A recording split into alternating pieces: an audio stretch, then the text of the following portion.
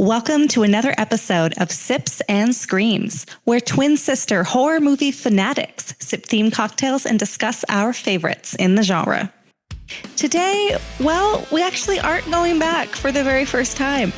We are staying fairly recent and discussing a movie that was in the festivals in 2023. We could all stream it in 2024. A soon-to-be classic called Late Night with the Devil. This one, however, did take place in the 70s. So we're going back a little bit. On a talk show set, no less. A late night talk show set. This was written and directed by brothers Cameron and Colin Cairns. Hope I'm pronouncing that right. And it introduced us to a new demon to fear, I would say, as well as a new anti-hero, Jack Delroy. Just really doing everything he can to get back on top of those late night TV ratings.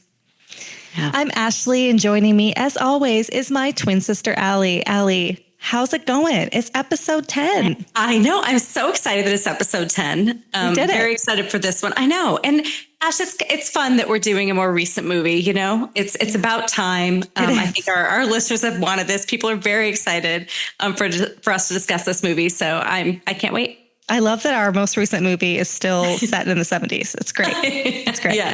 Can't wait to get into it. This one is going to be a good one. So buckle up and let's go. As always, you can follow us on YouTube, Instagram, even TikTok. Our handle is at Sips and Screams Pod. You can also email us at sipsandscreams.podcast@gmail.com.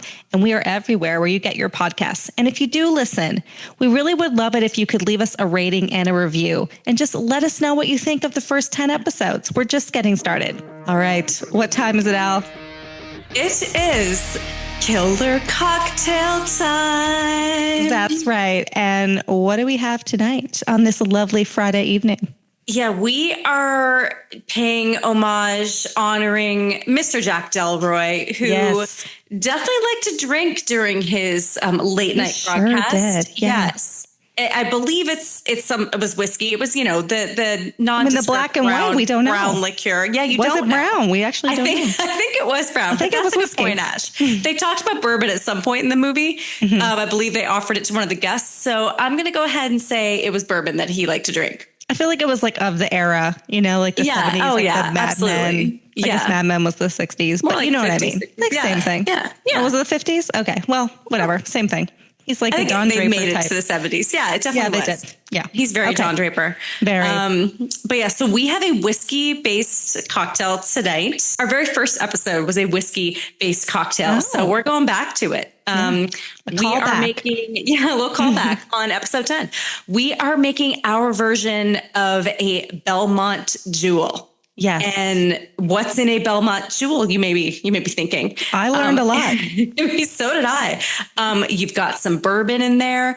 You have some lemonade and surprise, pomegranate juice in this bad boy. Yeah. So did you squeeze the pomegranate juice yourself, or did you purchase it? I definitely did not. Yeah, no, I didn't. Have you ever tried to do that? I mean, the pomegranate seeds are so tiny. No, I definitely picking the pomegranate seeds out like on your own is also a challenge. So yeah, yes, we bought it. Yeah, we bought it. It's all mixed up in here. So we're gonna shake these, pour them over ice. I'm gonna add a little bubbly to it as I always do. But go ahead and shake it. I'm not. I'm going for it. No, I'm doing the real cocktail. So we're excited. Little bourbon-based cocktail tonight. What kind of bourbon are you using, Ash? I am using a Canadian whiskey, I guess, Canadian Crown Royal. All right. And that's what I used last time too. It's lasted this whole time. That's how much I drink whiskey. It's lasted. Look at the color of it. Episode 1. Why is okay? That's fun. See. Yours is fun. Yeah. Okay. I am, as always. Wait, our colors are totally different. Okay, what? but also mine's okay. To be fair, this glass is tinted that I poured mine in. Okay. Although mine is a little more muted. I have to say I poured the perfect amount. Like mine's right up to the top. Oh, mine's not, but yeah. Okay, so listeners, mine's like a red purple. And Allie's is yours looks like whiskey. I think yours is straight whiskey. She's fooling us. She's just drinking straight. I took a liking for it since episode 1, so I'm just pretending it's a cocktail. Yeah, but I am going to top it off with some Topo Chico, as I always do. I know some of our listeners love Topo Chico as well, so they just love it. I mean, I'll let you know how it is though. Okay. Did you remember a spoon? I remember somebody. No, I didn't. This time. But I shook it enough. I think we're good. That's true. That's true. Yeah, that's what the cocktail shaker's for. You don't need a spoon. Okay, you're right. Yeah, I don't know what I just said. All right. Cheers. Cheers. Sip number 1. Very good. Very refreshing. I have like 2 shots of whiskey and I can't even taste it. No, mine. What is happening? You didn't make it right. Mine's very strong. It's basically whiskey. I don't think you put lemonade in it. I Mine's so good. Okay, pomegranate juice and lemonade. Oh my goodness. No.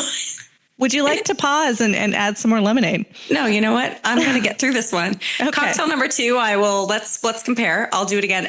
It definitely looks like we're not drinking the same cocktail, everybody. We are not twinning on the cocktails. I mean, the look on your face alone, you really seem to be enjoying it. And we are also paying respect to just like talk show hosts in general. We are dressed in our best corporate garments, if you will. Like 70s style. I feel like we went, you got the floral, I have the plaid on. We're really trying to pay respect. See it, but mine is from a thrift shop, actually. Like I literally got it from a thrift shop when I lived in Missouri. So here we go. You look like you're about to give a presentation at a corporate event. That's correct. I look like, I'm going to do that, but a couple decades ago. Yeah.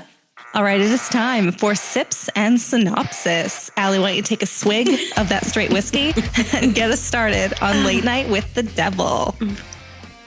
Let's get into it. Sips and Synopsis time. So Late Night with the Devil.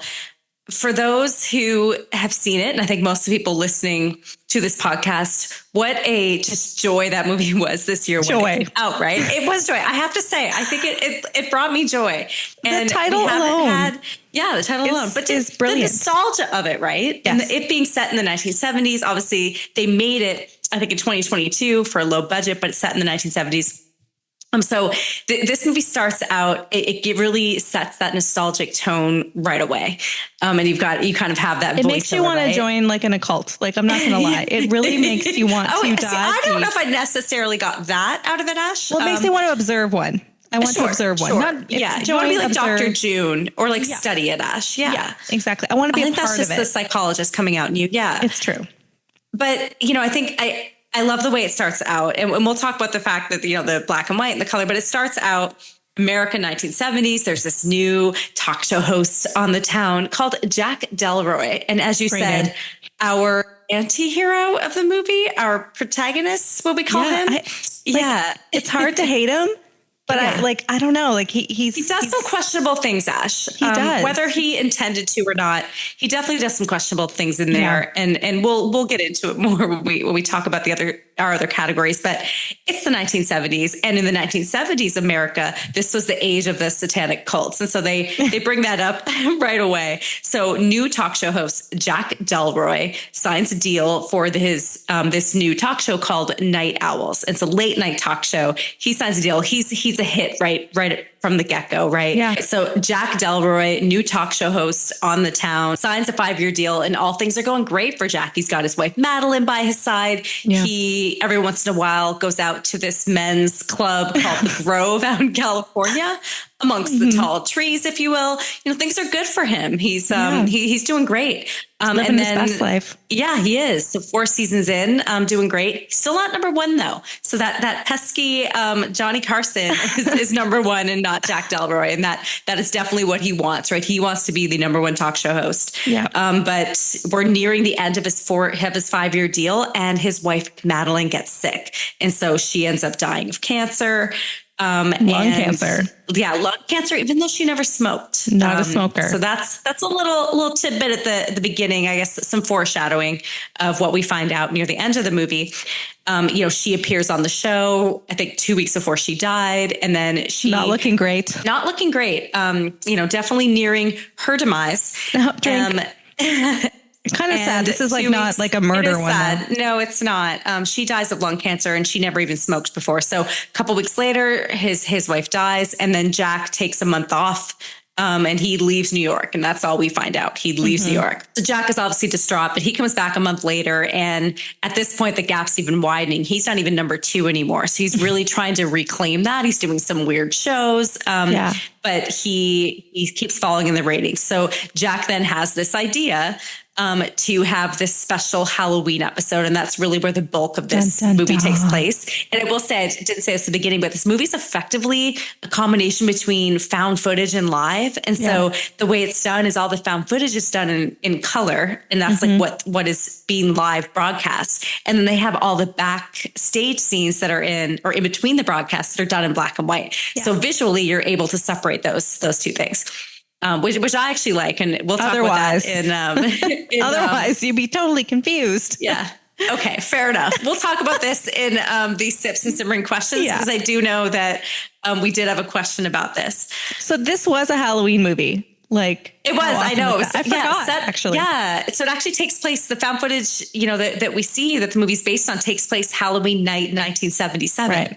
Yeah, exactly. So he's trying to have this special show. It's sweeps week. So this is when they're doing all the ratings. So he has this idea and he brings in these guests. And so there are three, I think, main guests, right? We have our mind reader, Chris 2, one name only. Yeah. One name only.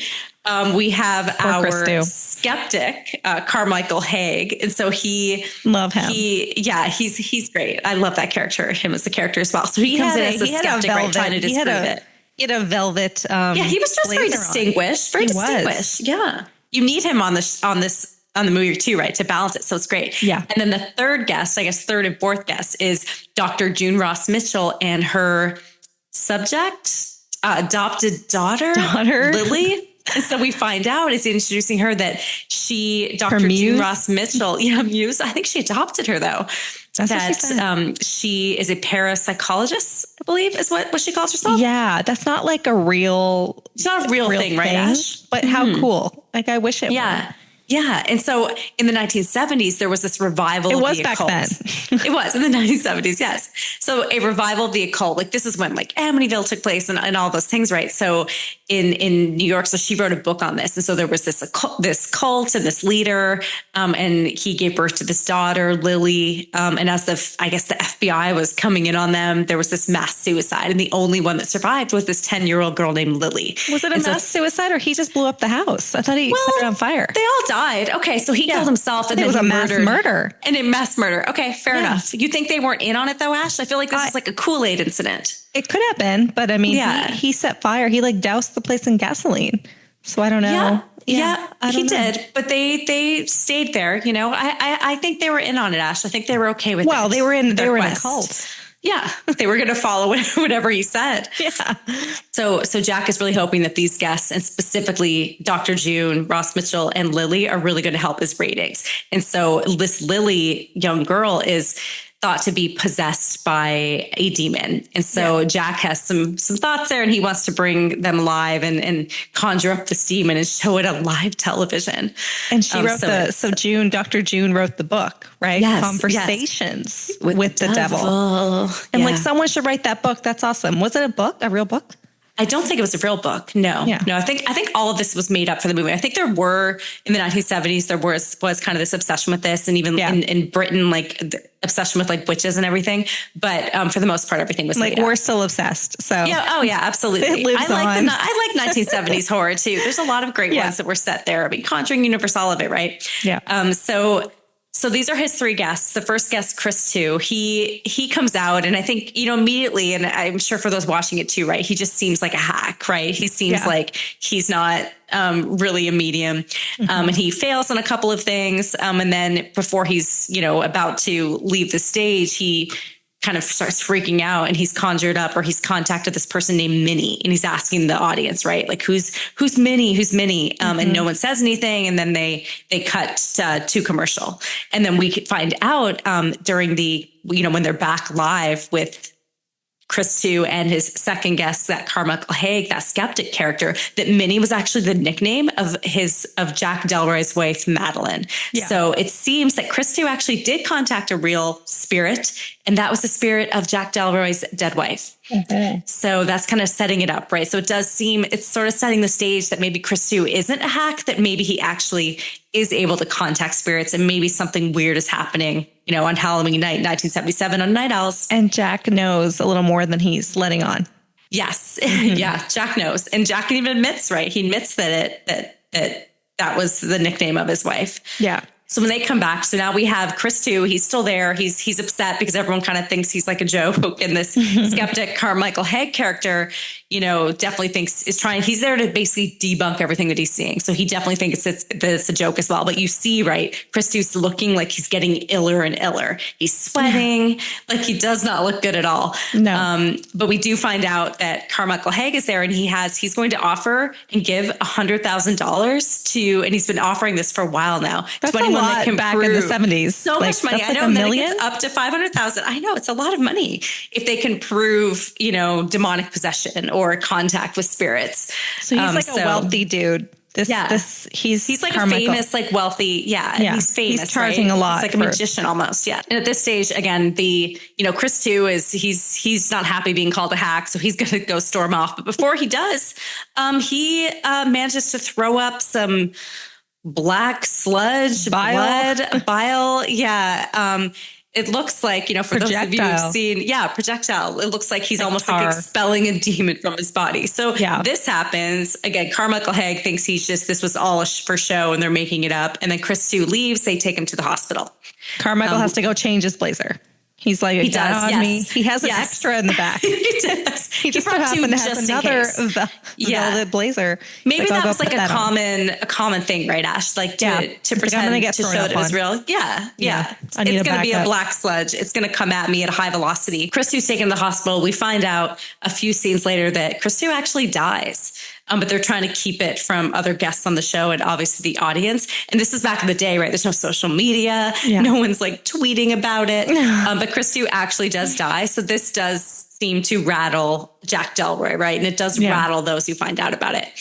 So in addition to Jack 2, one of the other characters on his show is Gus, who's his like sides. He runs he's like the head of the band, right? Yeah. He's got his theremin playing it. He dressed up for the Halloween special. So that's his kind of sidekick of the show. And a lot of late night shows do that, right? They all do that. He was so lovable though. I know. He was. And loyal. You're right.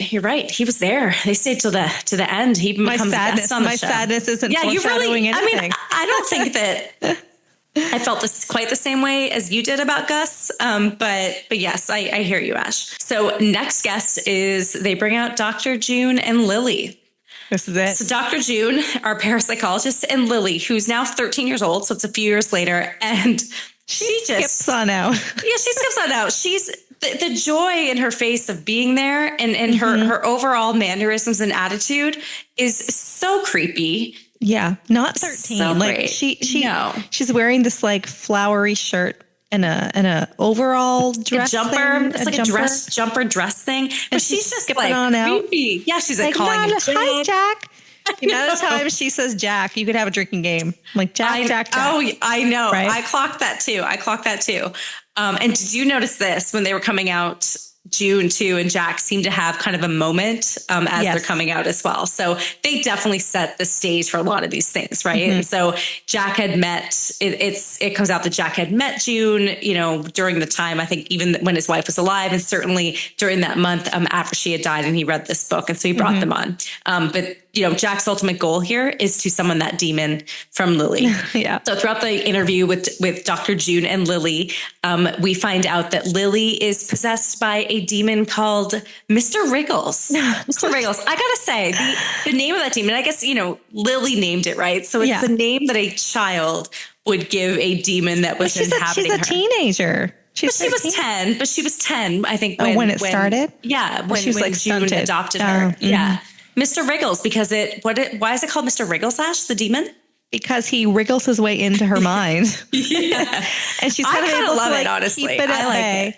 Oh, yeah. I mean, Mr. Wriggles, you're not going to be scared of something called Mr. Wriggles. But damn, does Mr. Wriggles have some power? We find out. So we find this out, but Dr. June has sort of taught Lily to control it, right? And so he's been working with her and she's able to control it. But again, Jack Delroy doesn't care. Jack wants to summon that demon on live television. And I think that's another great thing about this movie too, is that back in the 70s, these movies were some talk shows were actually live. So they weren't pre-recorded. So what we're watching, this found footage, it's the live broadcast. Right. I think really adds to some of the suspense. It's like midnight, right? Or I don't know. Yeah, I think so. 2 hours before midnight. Think of like Saturday Night Live or something, but it wasn't a sketch show. Okay. So Jack eventually does kind of win his way there. And Dr. June agrees to a live demonstration to summon Mr. Wriggles. And so she has some, she wants to make sure that Lily's into that. He is coerced into it. She is. And it's live television. You've got the audience there. But they agree to it. And Lily seems okay with it, to be fair. She's enjoying being on television. She's like so excited. Girl. Yeah, she's excited about it. She's staring into those cameras as creepy as can be. She's so excited. Finding all the cameras. Right? Oh, yeah. She looks all around. It's so great. That's the best. She's loving it. She's a star. She is. This is her time to shine. I guess in Mr. Wriggles' time as well. So they set up the stage, and it's so great. So she's secured to a chair, right? And then they fastened in. Yeah, fastened in, locked into the chair. And so Dr. June is trying to summon this demon, this Mr. Wriggles out, and they sort of turn the lights down in there, and she successfully is able to do that, right? And we see it for ourselves as the audience that she looks possessed. So it's kind of everything you would expect with like an exorcism or something, right? This demon coming out, so the build up for it is good. It's great, and the chair levitates, and it's really great. And so definitely one of the climax parts of the movie, right? And what we find out while she's being possessed by Mr. Wriggles, and it's really kind of Mr. Wriggles speaking in this really deep, creepy voice. It seems that Mr. Wriggles may know Jack Delroy. Might know him. In fact, she says, or Mr. Wriggles says to him, "Nice to see you again, Jack." Yeah. Last time they met was amongst the tall trees. Where could that be? Yeah, where could that been from? They're basically hitting you over the head with it, but I still enjoyed it. But I think the first time you watch it, that is less kind of known. And then obviously on rewatch, when you watch it, you're kind of picking up on all those things, right? Yeah. Yeah. So this demon knows Jack. There's a connection there. He seems surprised by it. And even at some points, it seems like the demon is even speaking as Jack's dead wife, Madeline. Right. Which again, also super creepy. Okay, so now we've shown on live television, right, that Mr. Wriggles is real, or at least, appears to be real. And Carmichael Hague, he's not having it. He's still a skeptic. He is not having it. He's poking holes. He's poking holes. He's upset. He's like, no, that was horrific. And he's convinced that Dr. June not only hypnotized Lily, but hypnotized the entire audience to see what she wanted, the audience and everyone to see, which is so great. It's such a unique take on it too. And so I want to say one thing though. I do think he's like the opposite of Dr. Fredericks in Paranormal Activity, which you can go listen to that episode. Because Dr. Fredericks is like, no, it's real and I'm going to get out of here. And Carmichael, he's just like, let me in there. I'm going to prove it wrong and poke holes and figure this thing out. He's the opposite. He's the hero that was promised. Frederick, not so much. Listen to that episode. We really dissect that. That is so great, Ash. And it's so true. Absolutely. Carmichael's the one you want. He's like, you're torturing this girl. So he has a theory, again, that Dr. June hypnotized Lily and hypnotized the whole audience. And he's like, I'm going to prove it. And so he goes out there and he takes Gus, your favorite, apparently, Ash, Gus, as a subject. And he hypnotizes him. And in doing so is, he's asking the entire audience and everyone at home to also look into his spinning little pendulum. Did you look into it? And I did look into it. I was trying to see if it would have an effect. Yeah, same. I'm like, ooh. Yeah. Did you see the worms, Ash? I didn't, but not for a lack of trying. And so he manages to like, again, we don't find out till later, but hypnotize Gus and the audience, right? And so he convinces him that there's worms in his body and worms are crawling out. And so what we see as the audience are actual worms coming out of Gus. Yeah. And then he reveals later as they watch the tape back that none of that was true, that everyone was hypnotized. And so that was great, right? Because it was cool. We all saw the visual. And I remember the first time when you're watching it, you're like, what the hell is happening? What is going on? Yeah. Yeah. But so they rewatch it, they see this not real, and this prompts them. So, you know, Carmichael Hague is very proud of himself for showing that. Then this prompts, you know, Jack Delroy, which this was a smart move, right? He's like, well, then we should rewatch the tape of when Lily was being possessed and levitating. Yeah. So they get that tape and they rewatch it. And they are still they pushed the singer that was supposed to come out. He's like, oh, well, we'll see her next time. I want to see this. Right. That's right. That's right. Yeah. That poor singer never got to come out. Yeah. I don't know, but I think she saved herself by not coming out. So yeah, you know, she definitely that was did. A good thing. Definitely did. Yeah. People on that stage, it did not end so well for them. No, I'll say. Yeah. So Jack slows it down and they rewatch it, everything like frame by frame. It's so great. And, you know, they're seeing that she is levitating, right? That this actually did happen. And what else does he see, Ash? So he sees like in the frames, there's some kind of, I don't know, entity or something. And then he sees in one of the frames, his dead wife standing behind him. I know. Like ghostly with her hand on his shoulder or something. And it's very, very quick, but that was a good one.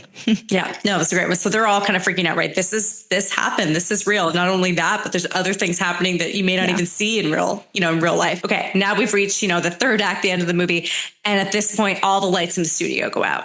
Right. So at this point, you can't really say that it's not happening anymore. Even Carmichael Hague at this point is willing to accept the fact that this little girl is possessed. I may have been wrong on that. Yeah. All the lights go out. You see like electricity going throughout the audience. And then just Lily stands up and she's just full blown, like possessed by Mr. Bagels at this point. Her head split. She's like being electrocuted. She's like, and then her head splits open and like sets on fire and then just kills everyone. Ooh, what a third act. It's so great. And so, Carmichael Hague gets set on fire. He's trying to like protect himself. He gets set on fire. Ash, what happens to Gus? So Gus dies a hero, right? Gus tries to defend the demon with his little cross thing and he's, standing up to it. That's why I'm like, Gus. Oh, okay. Gus. I get it now, Ash. I get it. Yeah, and he dies. He didn't just give up. Yeah. No. But Gus meets his demise. His demise, drink. Cheers. Drink. You don't want to drink that. You're like, I know. I'm still struggling, listeners. I'm still struggling through this. I will finish this. When I make my next one, I will put more juice in. How hard is it to follow the recipe? You're struggling there with your. I don't know. I thought I did, Ash. I didn't measure. You know why? Because I didn't measure the juices. I thought it was enough. I thought it was enough, and it wasn't. So this is where we're at. Okay. Well, that's all right. And then Dr. June also dies. So she gets like hung from the ceiling, I believe it is. Whose death was the worst? Carmichael gets burned alive. Yeah, I think Carmichael's maybe getting burned alive is the worst, Yeah. And Jack manages to escape backstage. So this, the audience is all leaving. Jack escapes backstage. And I guess this is like kind of that, we sort of started the third final act, but this is kind of that almost like the epilogue or something, right? Mm-hmm. Yeah. So a bunch of weird stuff happens. Basically, Jack, he's kind of reliving the last year. So he's reliving all of these prior like weird episodes and everything. And it culminates at the end with him going into his wife's deathbed effectively. Yeah. And so he goes up to her and she asks Jack to kill her with this, what looks like a very like creepy, like satanic knife or something. Ceremonial, evil. Yeah. Some sort of evil knife. And so the devil's knife. Right. That's right. Yeah. Late night with the devil. That's right. And so he agrees to do this. And then as he plunges that knife into her. He plunges that knife into her. And then he comes to and he realizes that he has plunged that knife into the little girl, Lily, and killed her. And so she's now bleeding. And and then it ends. The cops, sirens, everyone's coming in. You hear sirens. And that's the end of the movie. And, he effectively wakes up from that kind of third act epilogue dream and realizes that everyone's dead and he killed Lily. Yeah. And that's Late Night with the Devil. All right. Bravo. Yeah. Cheers to that. Cheers. All right. I have a couple little tidbits, little nuggets to talk to you about. So Bohemian Grove. Right? The Bohemian Club. It's like a real place. Oh, it is? Oh, okay. I thought that was all made up. Well, it's super famous. So it's in NorCal, right? Like Sonoma County. And it was home to a very famous meeting in the 1940s, the Manhattan Project. So Oppenheimer, when they were first discussing the atomic bomb, I guess they came up with the idea at this place. Amongst and what the it tall is, trees, Ash? yeah. So it's this apparently it's, I looked this up. Apparently it's still a thing. It's a members only, men only club. Men only, yeah. Like in the wilderness, has like tents and a stage area where they put on plays. It's like very Shakespearean in the woods. They put on plays. Yeah, apparently. And they only recently put in plumbing. Like the dudes were sat there like peeing in the woods. And who's a part of this, Ash? Is it, who are the members? Some very like powerful people, presidents, like really rich people. Oh, great. And I was looking at like, what does it cost to like do this? And who was doing this? Because now it's like wine country. You know what I mean? So like some men are like, yeah, I'll go have some wine. And then I'm going to go up to the Bohemian Grove and like camp out with my buddies for a week, do some satanic occult stuff. Yeah. Some satanic rituals, sacrifice some people maybe. Yeah. Like no women allowed. I think they have like women workers or something now, but it was very like this weird sexist occult like thing. I don't know. So there you go. It's a real place. It still stands to this day. I don't know if you can like go visit it, but apparently like people go there. And every summer, it's like 2 weeks in July or something. There's this like male bonding. People are still going? They actually still go to this thing? I think so. Okay. I think you can go. Yeah. I don't know. Like you could have your bachelor party up. Maybe you can rent it out and have your bachelor party up there. Put on a play. Can you imagine like some guys like, guys, I have a really good idea for my bachelor party. Like we're going to go for 2 weeks to the middle of the woods in Northern California and just like perform some satanic cults. Yeah. If you want. Some sacrificial cult thing. Put on a screenplay. We're going to put on a play. Perform for each other. I've got to say that I doubt that's that popular, Ash, for bachelor parties. I don't know. Look into it. And then you can go wine tasting after that. But yeah, so it's a real place anyhow. It opened in like the 1800s. And then another little tidbit I wanted to say is the guy that played Jack David. He was in Oppenheimer. He was an Oppenheimer. He's like been in so much Jack stuff. Delroy. Yeah. I guess he grew up in like a really Christian household. Like he believed in the devil. Yeah. He would he said he would like hold seances and stuff and like had a Ouija board. So he was like really into it. Oh yeah. So they were asking him, he did an interview and they were like, did anything weird happen on set? He's like, well, yeah, like there was this one scene where there were all these like occult objects on the tables. That was that scene when they had the knife and a bunch of other things. Yeah. And the theremin started playing. Yeah. Yeah, but that scene, like when they were just, filming it, I guess it started shaking. The table started shaking, and he knew they were going to like put in a sound effect afterwards, which I guess was that theremin. But he was at the end when they finished filming. He's like, "Oh, like who was banging?" It sounded like people were banging on the walls or something. And it was shaking, and people were like, "Nobody was banging on the walls.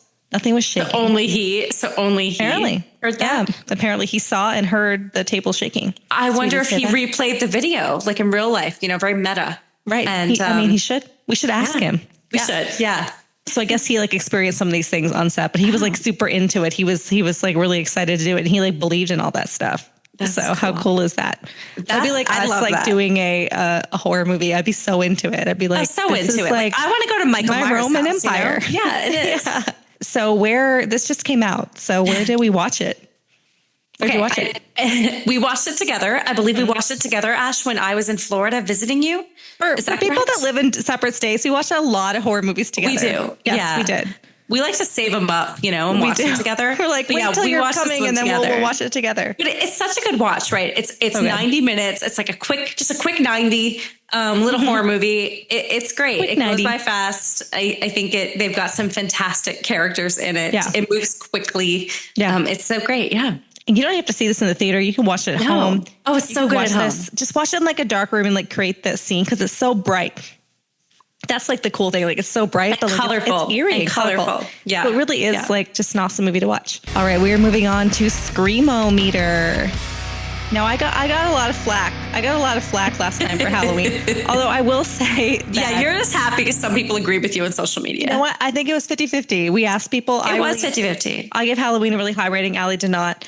And you know what? I stand by my choice, but this is a new week. It's a new episode. It's a new movie. Oh, let's see. Oh, is she gonna lower her rating? I need to know. I give my reasons for every rating that I say. Yeah. So, okay. All right. Screamo-meter. What do you got? I like when you go first. Yeah. as a horror movie fan, I always have to start with like almost an apology. Yeah. You know, I love this movie. You know that it sets such a fantastic tone, the nostalgia of it, everything. I'm going to give this one a 6 out of 10 though. It is not, there's moments, there are moments that are creepy and scary. And I do like the atmosphere, but it is not something, again, not something keeping me up at night. So I'm going to give Late Night with the Devil a 6 out of 10 on the Screamometer. And it is the Screamometer, right? So it's supposed to be the scares. And I definitely stand by my Halloween because I do think it's scary and I think about it and all of that. Okay. No. Now, again, don't you dare. If you get this higher one, I'm sorry. You did not, there are no scary, like super scary parts. Can I give my rating? Yes. Okay. Please. All right. So as a movie, I'm also like defending as a movie, screenplay, like just a movie in general, like 10 out of 10. 10 out of 10. Yes. Screamometer, I'm giving it, I wrote it down in bold, a 5 out of 10. Oh, a 5 out of 10. Okay. You even got lower than me. Yeah. I don't think it's scary. Like you said, it didn't stay with me. I didn't have like nightmares or anything about it. No. But it was such a delight watching it. Like it's a delight. That's why I said joy. It's the entire time. Damn joy. Yeah. I was waiting to watch it. I'm like, I just want to like be in the right mood. Like I just love this movie so much. Yeah. And it's just, you sit there and, you know, any horror movie fan or movie fan, you're just going to love it. It is fantastic and original and just the coolest. So 5 out of 10, not scary, but a thrilling movie. Yeah. Okay. That's my rating. Ash, I respect your rating. I respect it. I didn't necessarily respect the Halloween rating, but I respect this one. So cheers. Well, you know what? We're moving on to episode 10, Late Night with the Devil. I give it a 5. Allie gives it a 6. So let us know what you think. Yes. All right. Cheers, Al, to cocktail number 2. Yeah. Let's see if this is any better. I tried to add a little more juice. It's still like a brown color. Mm-hmm.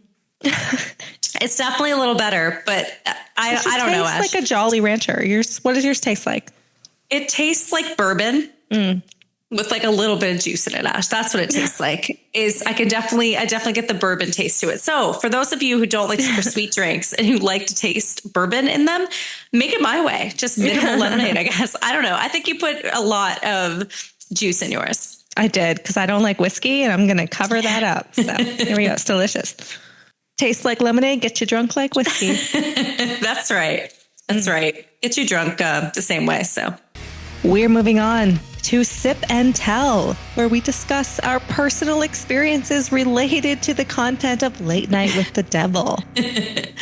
Wow. Yeah. What do you have? What's your personal experience? I know. And I had to think about this one. At first I was like, I have no idea. Like I haven't really, experienced Conjuring of the Devil or anything like that. But we used to, when we were children, like pretend to do talk shows in the basement. So I feel we would like make our own sets. Yeah. We would have like special guests and interview people. We'd like make our parents and family members pay to come watch it. We would. Yeah. They'd sit on the stairs and watch our little plays, our little talk shows. And they'd be a full-on talk show with like a schedule and guests and everything. It was. So. But we didn't conjure the devil, did we, Ash? I don't think that was ever part. That's what you think. That's what you think. Maybe we did. There was some dark stuff going on in those talk shows. So why do you think we have this podcast? We sold our souls. It was all leading up to this, though. It was all leading up to this. Yeah. So I thought back, and one thing that jumped in my head. So one of the big moments of this movie, right, is when Carmichael is hypnotizing Gus and the audience. And so in high school, we have a hypnotist. Do you remember this, Ash? We had a hypnotist that came to the exact same thing written down. Oh, you have this written. You do have this written down. I love that we both remember this, but it took me a minute to remember this. And I was like, wait, no, it was like a big deal. And there was this hypnotist who would come to the schools and would hypnotize people. And I got up there and I did too. Hypnotized. I guess you were hypnotized. I remember. Well, the one I remember. Do you remember we had to do this thing where you had to put your hands together and then you couldn't? No, not that one. And you couldn't release them, and I wasn't able to release them. So it had convinced me of that, and so I was hypnotized to a certain extent. Yeah.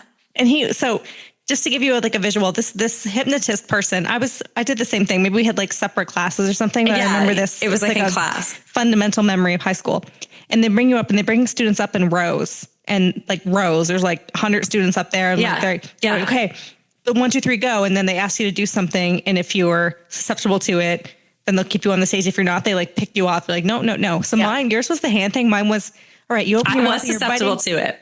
you're biting an apple. Now you can't close your mouth. And like, so you're just like, and like, so I was just kind of like, I'm fine, you know, and I get kicked off, and he could tell if you were like faking too, and he would kick out the fakers. But I wasn't susceptible at all to it. I wanted to be. Yeah. I wasn't. I definitely was trying hard to be. Yeah. I couldn't do it. So you couldn't like remove your hands from each other. And I remember it being like super weird. It's kind of creepy too, right? Because you're like, I can't believe you experienced that. That's so cool. I did. So that was cool. Did he snap you out of it and then you were able to do it? I don't think in that one. No, that was something different. It was almost like suggestion. Like you weren't right. I feel like, but it was cool. So they had, but this is, back in Miramichi, New Brunswick in high school, they had Miramichi Valley High School and Miramichi Valley High School. That's right. Those of you, MVHS alum listening to the podcast, you know, were you able to get hypnotized or not? Yeah. And let us know if you remember this. So the one that mine did, they would like pick you off one by one until it was down to just like a few people. And then, so a kid in my class, it was super weird. They like hypnotized you and they gave them like instructions, and he was like a shy kid in the class. And I remember it because they were like, I think I got like hypnotized further too. No, I wasn't in that class. So no, I don't remember. So they were like, okay, you're going to be the teacher's pet for the rest of the afternoon. And he wasn't. This guy never even spoke in class. Like he was super shy. And he would go up and he's like, hey, Miss whatever, Stewart or something. Like, do you need help with the chalkboard? I remember this like being like, there's no way he would do that. So maybe he is hypnotized because he wasn't like a social, like in class setting, he was more shy. Yeah. So that, I guess they hypnotized him. I don't know how he came out of it, but I don't know. I do remember that. I have these vivid memories of it too. I want to ask you though, Ash, I think, you know, for those of you who've been listening to us since our first episode, Ash is a research psychologist. So I want to ask you, what are like from a psychologist standpoint, is it like suggestion? Like how does hypnotism work, or how can it work? Because people swear by this for like getting rid of addictions too, like for smoking and things like that. Yeah. There's a lot of skepticism definitely in the, you know, the scientific world. People saying it's more like placebo. But if you think of, if you're like more of a traditional psychologist, they're kind of tapping into something that's not conscious, right? So they're tapping into something that's very suggestible and you don't even know it. So it's not even something that you can like consciously say that happened to you. So they're tapping into that kind of like your innermost like desires and things that you don't even like realize are happening. And they can tap into that and plant something basically. People have said that it helps them with like quitting smoking and drinking and things like that. And then the way that they do it, like they put you in like the state of almost like comatose, right? The way it's, so you're relaxed and you're really suggestible. So that's kind of how it works. There's more like neuroscience behind it too. But I would say like the field's kind of divided whether or not this is a real thing, but you know, whether it is or not, it is helping people like quit. Right. Even if it's a placebo effect and it helps, right? Yeah. There's I think there's some merit, like in terms of like the brain, like what's actually happening in terms of what you can recognize and not, like there is actually something happening. So I'm fascinated by it. I think this is so cool. Because there are things that are imperceptible to us, right? So we are moving on to Sips and Scares, where we discuss the scariest parts of Late Night with the Devil. There are a few. What are your top scares, Al? Yeah, and you know I gave it a 6 out of 10, so you know I don't think there's a ton of scares. That doesn't mean there aren't scares. No, it just means like just overall there aren't. Yes, I think the best. There's just a few of them. I think the most scary part of this movie is when Lily is looking directly in the camera and creepily smiling. Yes. Right, her looking in the camera and like smiling and acting kind of like awkward and not knowing where to look. That is so creepy. And I think even when they stop filming and it's the breaks and you see her, she's just kind of following the camera around and looking into it all creepily. That's for me, the scariest part of the movie, the most unsettling part that sticks with you. That sticks with me. I didn't find her awkward. I'm like, oh, she knows what she's doing. She was kind of like dichotomous. Oh, you think coming in like a little, see, I found her kind of awkward. And like, she was looking at the camera, like she wanted to be seen. But yeah, when she looks in the camera that first time, it's just kind of, and they go to commercial break, it's like, dun, dun, dun, dun, dun, dun, and she's like staring at it. So good. It's so and that's good. what I loved about this movie. It's like, okay, it feels safe because it's a talk show, right? Like we're all familiar with that format. It's bright colors. Yes. And you're like, because this is a safe thing. There's like fun music playing, but then there's just like horror happening on stage. So that's kind of how they did that, creating the scene, but creating that like weird, like it's kind of off kilter, but done so well. It was stylish. It was like a delight. Like we keep talking about that, but like watching it, it's like really, really fun. It's a fun movie. And go watch it. And then the actor that played Jack Delbert, right? David Dastmalchian. I was watching an interview with him, and it was so great because he was saying he would, like you had said earlier, right? He was just kind of creeped out while filming this movie, and he was really into it. Yeah. But he was saying how he walked by the young actress that played Lily, her dressing room, as she was getting ready, practicing, getting into character. Yeah. And he would walk by and she'd be like staring in the mirror, doing that like creepy smile. And so this is something definitely that she was practicing, definitely that she was, training herself to do. And so a lot of effort went into that. And I appreciate that because it was so effective. So good. Yeah, she was fantastic. I'm like, what else has she been in? Oh, I loved her. So I think my number one was the slow build up to her revealing that she was now like overtaken by Mr. Wriggles when she's in the chair. Because her hair is very much like, the ring. Oh, it's just like, can I do it? Very, yeah. You know what I mean? Yeah. Like I can kind of do it because I have long hair. She's there and then she goes up and it's like the eyes and she has like a different face basically. Yeah, but that was so good because it was the build up. Yeah, eye color is different. You're like, what the hell is going on? So that to me was just really, really good. And then I thought the Chris dude, his whole segment was fantastic. But when he's just getting sicker and sicker and then he vomits. Well, he vomits, but then he also has the scene where his eyes roll back in his head. He's supposed to be like overtaken. That's when he by gets Minnie. Yeah. When Minnie's contacting him. Yeah. That was really good. And I thought the tape when they play, it was so good. This might be the scariest part when Jack plays the tape of the conversations with the devil, and it's the tape of Lily being interviewed, right, by Dr. June. And, and they're playing that and she's like possessed or whatever. That was really cool because it's just the audio. I thought that was really, really good. And I think that they had like the jolly music, right? Like in between the segments, like, we'll be right back. And, the weird, very strange, like Halloween themed shots, right? Yes. For the commercial segments. Like bat. There was like ones where the bat was flying through the audience. But apparently, But apparently people were like pissed. This was like actually a thing online. I was reading about it. They were pissed that like the directors, they had a budget and they used like AI. $2 million. Oh, I read about this too. They used AI to do the pictures on the screen in between the segments. And you can totally tell, like we've done AI things and we were playing around with like logos and stuff. And like, it's never quite right. Like there's always something that's like kind of off and it wasn't done by a human. So that's like a fair critique, I think. But I think the one where all of a sudden the music starts playing. What's that thing called? The theremin. The theremin. And it's really loud, really high frequency. Yeah. When that's creepy. And then the glasses shatter from the high frequency. Yeah. So you haven't talked about like when they're in the audience and like just the creepy costumes, the skeleton dude, the mummy. The mummy. I don't remember the mummy. The skeleton dude who was silent didn't say anything. But the skeleton dude was representative of something else, right? Because he also shows up in the third act. Yeah. I mean, I think he was. I mean, there's some interpretations there. Yeah. But like just like hit with the really jolly like Midwestern dude. I don't know. Talking about the guy who's like wife making jokes. Yeah, like ribbing with Jack. Or ribbing with Chris too, actually. It wasn't Jack. It was Chris too. Yeah. The Chris too thing was like all set up. Like none of that was real at the very beginning. Like we talked to that guy about his wife, when he talked to the mother and daughter about their dead brother and son, right? That wasn't real. But at the end, when he contacted Minnie, that was real. So that was real. But the other things were set up. Yeah. He was like a fraud. He sent out people into the like waiting area to get personal information and would use that. Right. He was like good at like, he was a performer, right? Christy was a performer. Yeah. But then he did actually get possessed.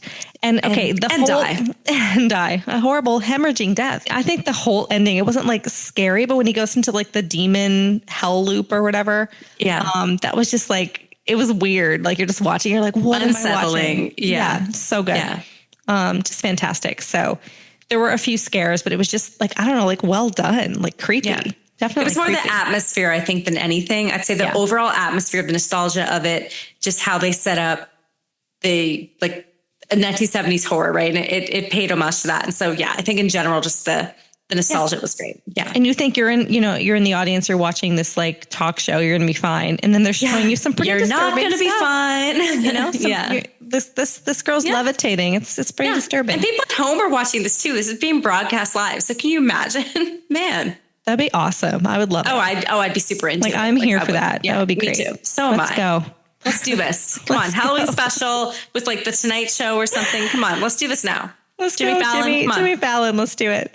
Conjure the devil. It is time for cliches and ripoffs. All right.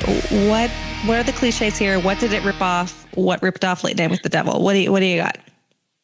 Okay. I mean, this movie was made in 2022, right? Released at the festivals in 2023. We saw it in 2024. So a lot of stuff came before it that it had the opportunity to rip off. So I think number one, and this is one of the very first scenes of the movie, is Poltergeist. So they focus in on the white noise. I know Poltergeist is like my Pet Cemetery one. I will find also we're fighting. So drink every time I say Poltergeist as well. Yeah, but it was definitely Poltergeist with this. But they come in on that white noise like screen part. 100% of the old school television. Definitely Poltergeist. And the little girl, like the little girl possesses Poltergeist. Yeah, but like Exorcist. And so like obviously the Exorcist, right? But it was actually, Exorcist. Yeah. Okay, this movie 70s, ripped off like everyone, but I don't know if it's necessarily rip off. It was inspired by all of those, but definitely The Exorcist. One of the ones that I think, so I also think kind of these are sort of two more unique ones. I think Twilight Zone. I think Jack Delroy was definitely a Rod Serling character. He looked like Rod Serling. He talks like him. He talked like Rod Serling. He was like calm, like his demeanor was kind of calm and just very, I don't know, authoritative, but like kind of vulnerable. It was very, very good. It was so good.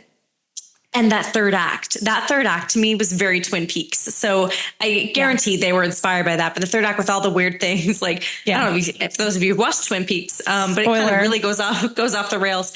And so there's just some really creepy, weird stuff that happens like throughout. And so I thought the third act was very Twin Peaks as well. Yeah. Yeah. Yeah, I 100% agree with all of those. You mentioned it earlier, but I think the girl was a little bit kind of like Smile, right? And this came after like the original Smile, right? With the smiling, and you said she was practicing it, and so definitely that. Yeah.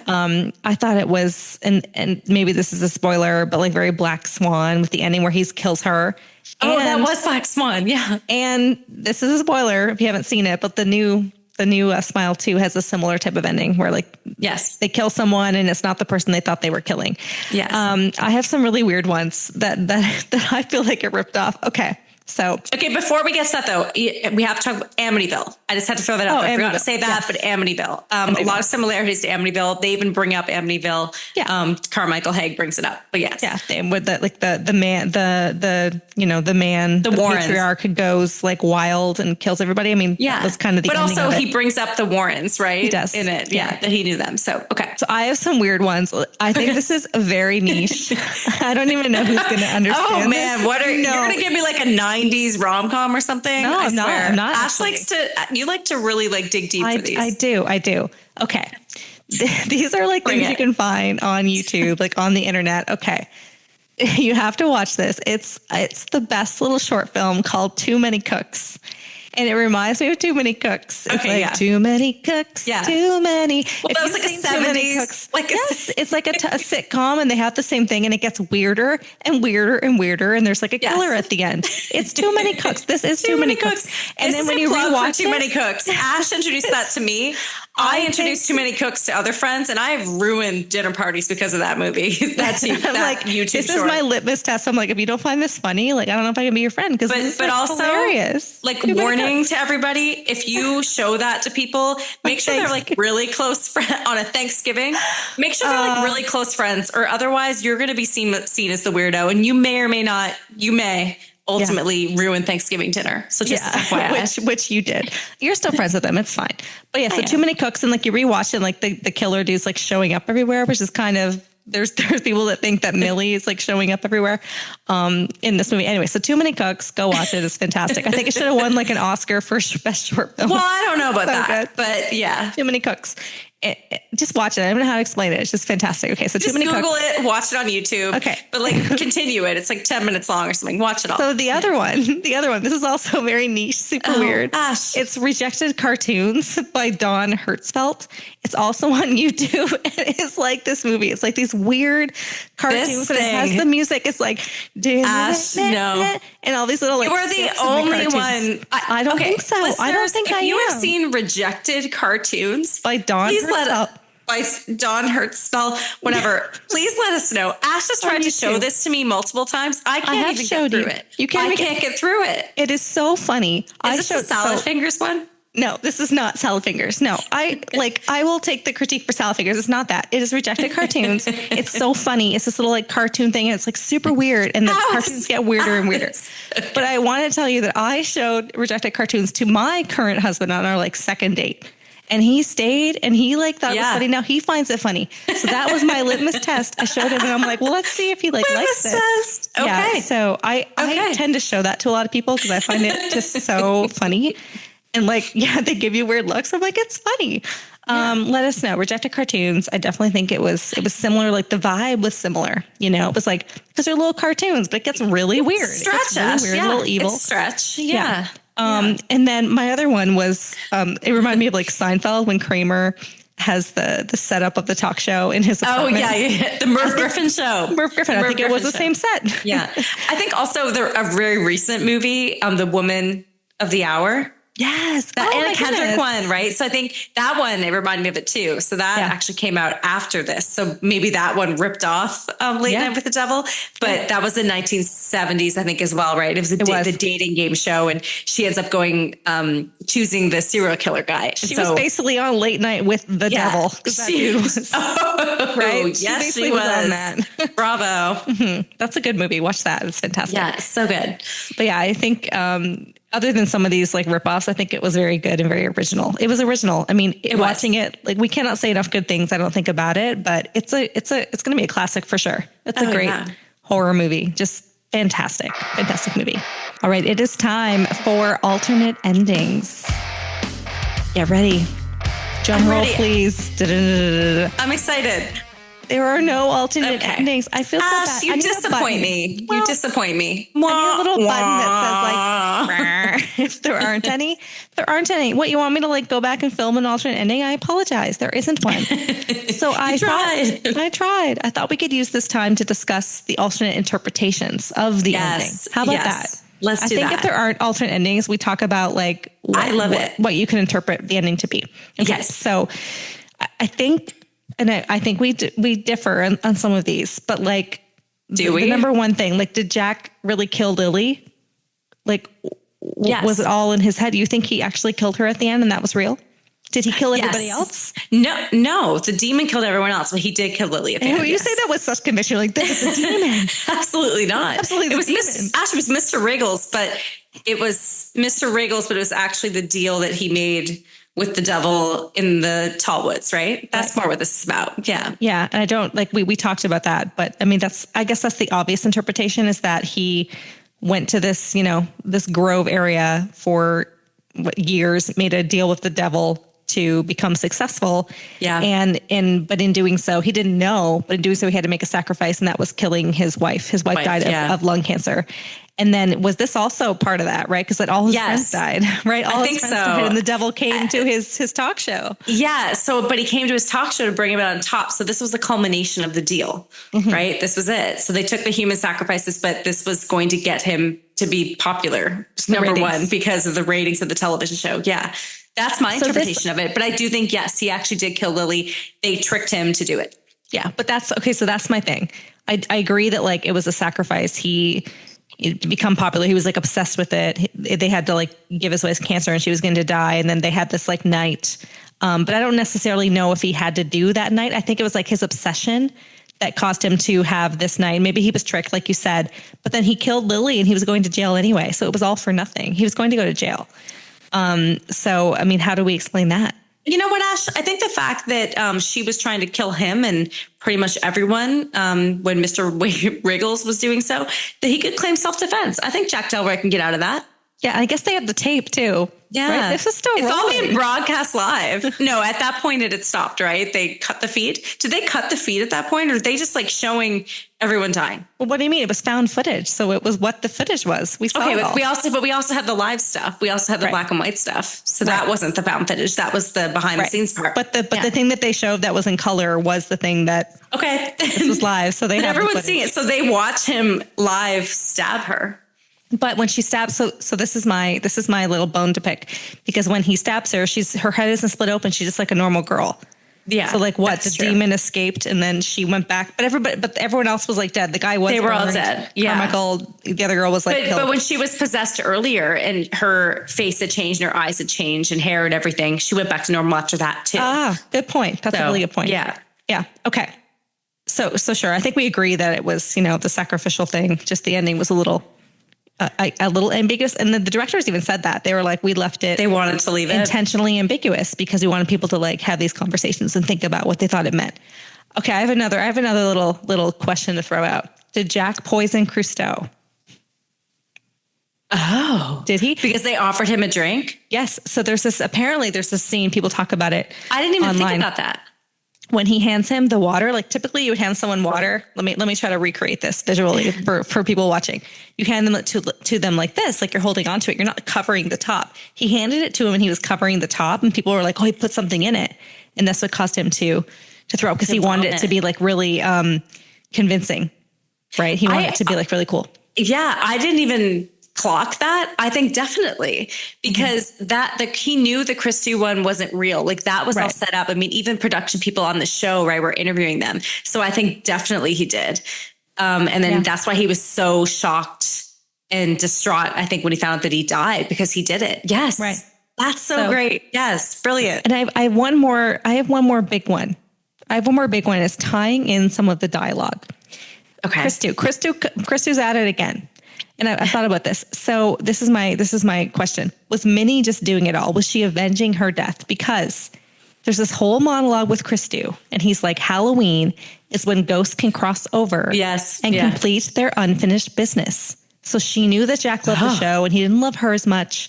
That gave me chills. That gave me chills just now. Ugh. Right? He made her come on the show like 2 months prior before she died or whatever. Yeah. And then she could barely breathe. Barely breathe. And she knew all of that. And then she knew that he caused her death.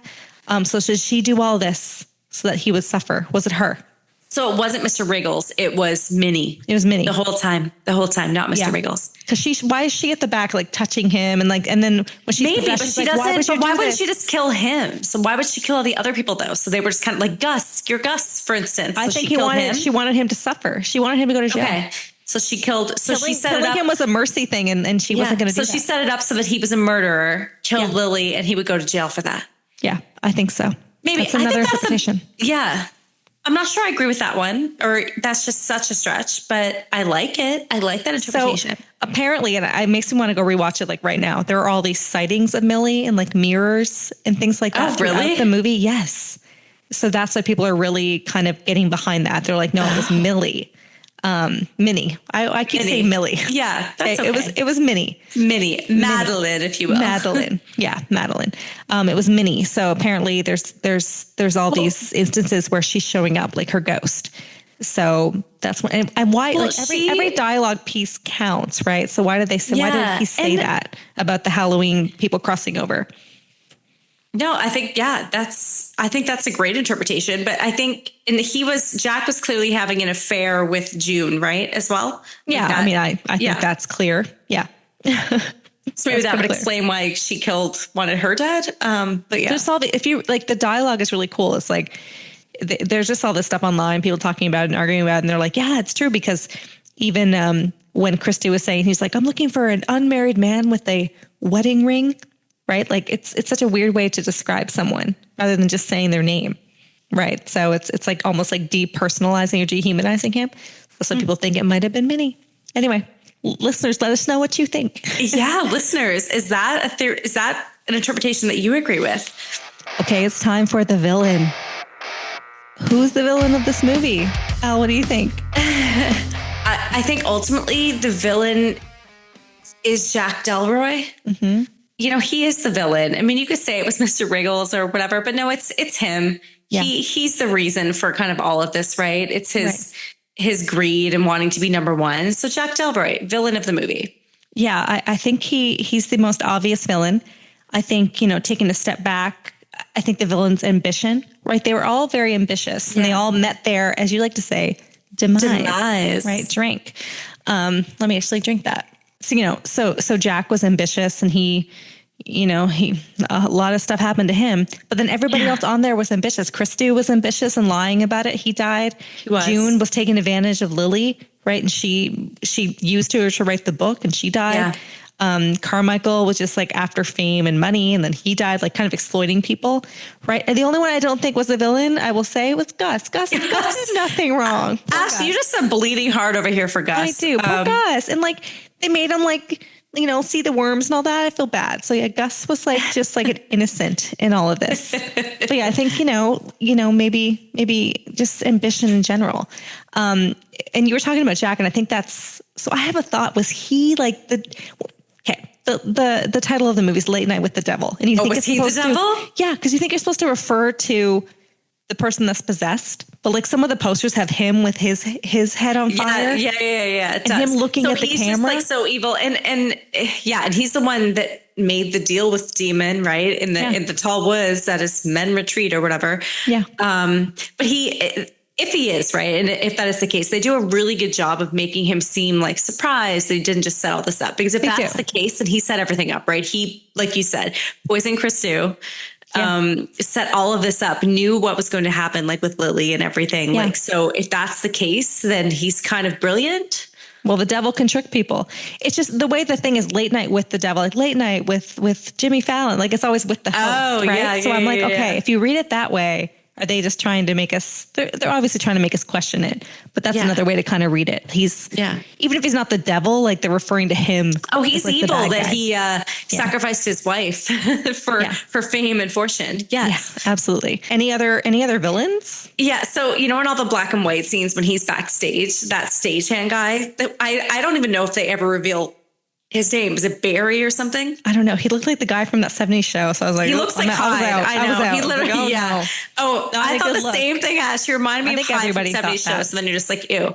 But yeah, he was the one that kind of kept like amping him up, right? And was telling him about the ratings. So he was really, really, really pushing. Feeding him Jack scotch. Right? He was feeding him scotch or whatever it was. Yeah. Yeah. You're going to be number one. So I think he may have been the villain as well. All right. We're moving on now to Sips and Simmering Questions. I love this segment. This is where Me too. We answer questions from our listeners that they send in through social media and email and everything. So we have some good ones tonight. We have a few to answer. This one is coming from Horror Hockey Forever on Instagram. Okay, and this is the question. Huge fan of the movie, but felt they missed a great chance on a killer soundtrack. Your thoughts? Oh, yeah. I think they're right. I agree. I will say, though, they were kind of stuck in the 1970s, right? So they did kind of have to play up that nostalgia. So they were limited, I think, with what they could do. And the fact that it was on like you said, it had to be kind of happy. It was a late night show. So they did. But I think by not doing that, they played more into the nostalgia. And I think that made it a better movie. I agree. I think like they said more in the silence and the happy little segments, like that made it, that set the vibe. That's what made it so cool and original. It didn't have the other stuff. It didn't. None of it. It was old school. It was like sitcom-y. It was Too Many Cooks. Again, go watch that. It was just very, it set the vibe. I think it was actually perfect. Even in like the credits and stuff, they could have had something, but the way they did it, it was, I think it was absolutely suited to the movie. Me too. In terms of marketing, this movie did really, really well, right?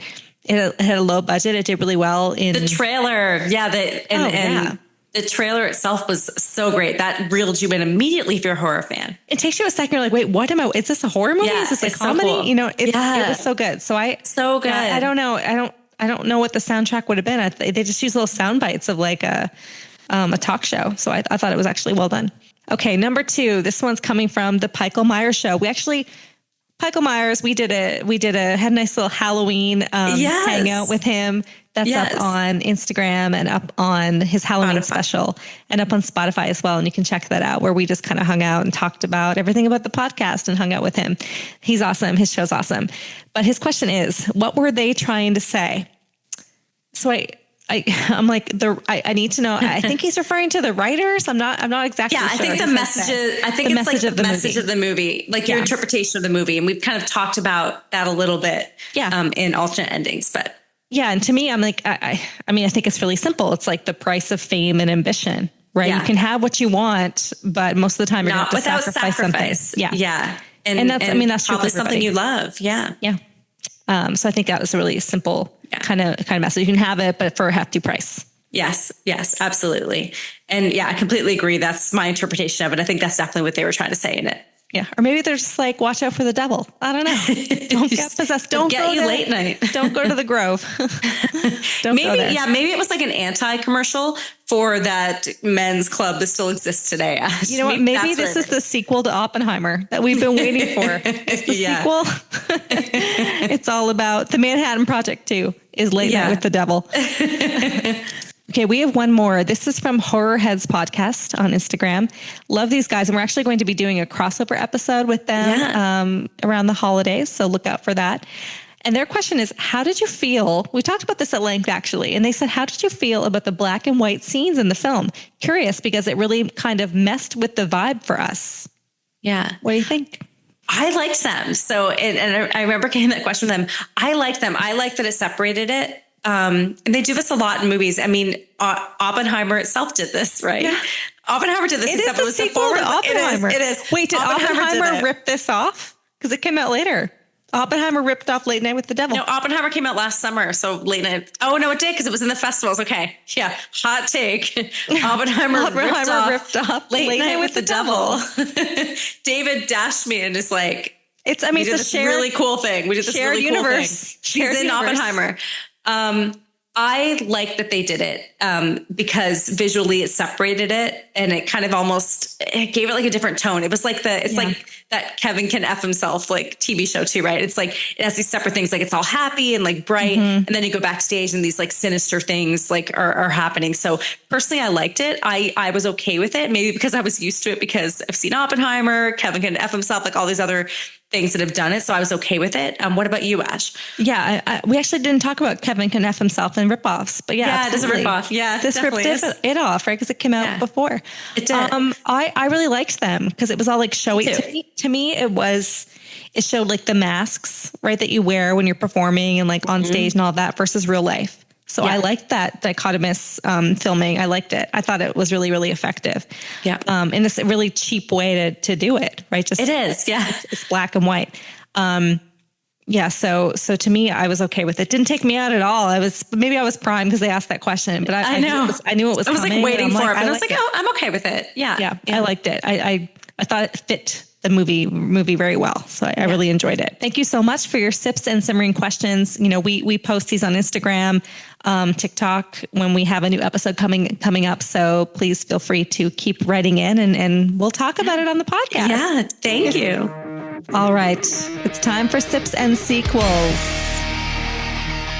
We don't have a sequel. They're not doing a sequel. There was talk. There was talk of it, but yeah, not yet. Not yet. They said that I mean, okay. Do we want a sequel? It's a kind of a perfect movie, in my opinion.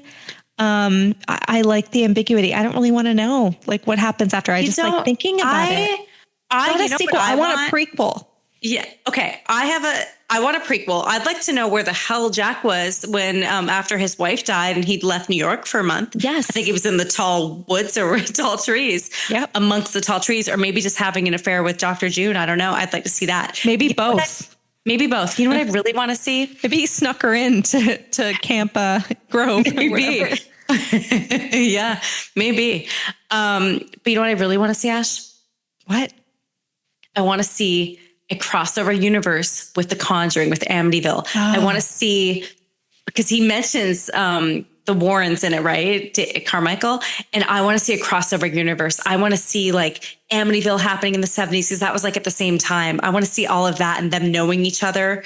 Love that. Like maybe it's Carmichael Haig's like origin story. I don't know, but I'd like to see that. They were the same universe. That would be really cool. That would be so cool. So we're in agreement. I think that we want a prequel. Like you could do. Always want a prequel. We always want because I want to know what happened. Like you could Lily, what happened to her? You could do a whole movie on like the occult in the house. Find out if it was actually mass suicide or murder. It gives us that information, right? And you could like lead into this movie. Well, that's going to do it for Sips and Screams episode 10, Late Night with the Devil. Thank you so much for joining us, listening today, sending in your sips and simmering questions. Join us next time as we sip on more themed cocktails and discuss the good, the bad, and the truly terrifying of our favorite horror movies. Cheers. Cheers.